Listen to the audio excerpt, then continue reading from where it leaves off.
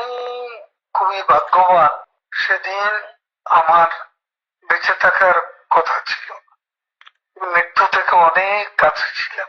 আমি আমারই সংসদ এলাকায় আমার নিজের বাসাকে এড়িয়ে পার্শ্ববর্তী আর একটা বাসায় আশ্রয় নিয়েছিলাম। বেশ। তখন চারদিক থেকে মিছিল আসছিল,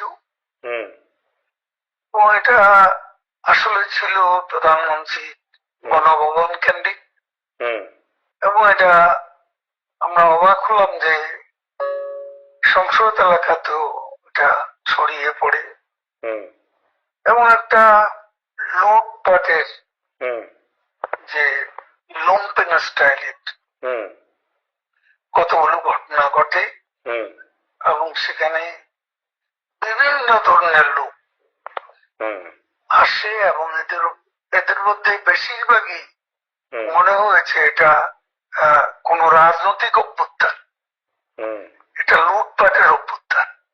না, একটা কথা জিজ্ঞাসা করি, সে তো আমরা তখন সেটা দেখলাম এবং মাননীয় প্রধানমন্ত্রীকেও যে বাসাতে ছিলাম তারা সে বাসাতেও হামলা করে। আচ্ছা। তারা জানতো না যে সেখানে আমি আছি। আচ্ছা। আমার বাসা তারা লুটপাট করেছে, কিন্তু যে বাসায় আমি গিয়ে আশ্রয় নিলাম সেখানে তারা হামলা করবে এটা আমি ভাবতাম, কিন্তু সেখানেও দেখলাম যে অনেক লোকজন ঢুকে পড়ে এবং তারা ভাঙচুর লুটপাট করতে থাকে। আমি আমার স্ত্রী সহ আমরা বাথরুমে ঢুকিয়ে যাই, অনেকক্ষণ ছিলাম, প্রায় 5 ঘন্টা। তারপর একটা পর্যায়ে এরা তো ওই বাথরুমের ভিতর সেখানেও কমোড, বেসিন এগুলো তো লুটপাট করেছে সব জায়গায়। সেগুলোর লোভে প্রথমত তাদেরকে আমার ওয়াইফ সে বাথরুমের মুখে দাঁড়িয়ে বারবার বলছিল যে আমি অসুস্থ, এ কথা বলে তাদের ফিরিয়ে দিচ্ছে। তো একটা পর্যায়ে তারা এই বাথরুমে যেগুলো আছে সেগুলো লুট করার জন্য জোরপূর্বক প্রবেশের হুমকি দেয়। তো সে সময় আমার ওয়াইফ জিজ্ঞেস করেছে কি হবে, খুলে দাও যা হবে। তারপরে 7-8 জন ছেলে ঢুকলো, তার খুবই আক্রমণাত্মক দৃষ্টিভঙ্গি মনোভঙ্গি নিয়ে। তখন হঠাৎ তারা আমার দিকে তাকায়, আমার দিকে তাকিয়ে আপনি রাত্রে চলে গেল, আপনি জাননি কেন? আমি কিছু বলছিলাম।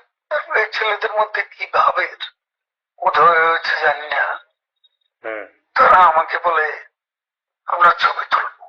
তারপর আমার ছবি তুলতে শুরু করলো, সেলফি নিচ্ছিল, ছবি তুলেছিল।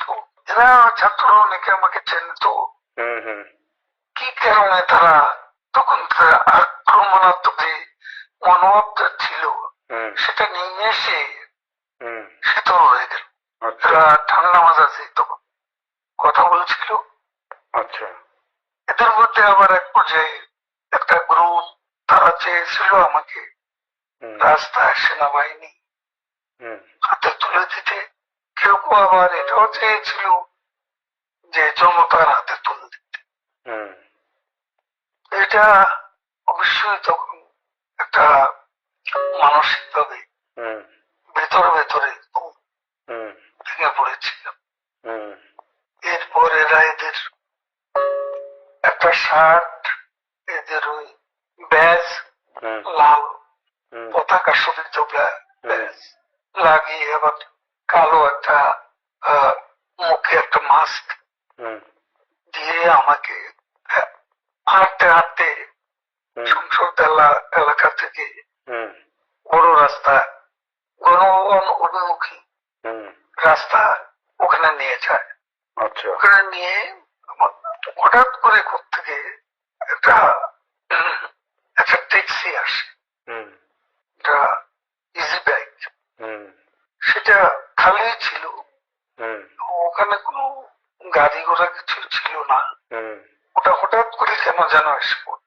হুম হয়তো আমার ভাগ্য। এরা দুজনে আমাকে নিয়ে, আমার ওয়াইফকে নিয়ে ওটাতে উঠলো আর বলতে লাগলো, ওতে তো অসংখ্য মানুষ, হুম চেক আপ সব জায়গায়।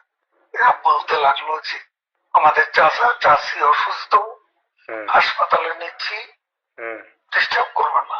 হুম এই করে করে নিয়ে গেল একটা অনেক দূরে একটা জায়গা।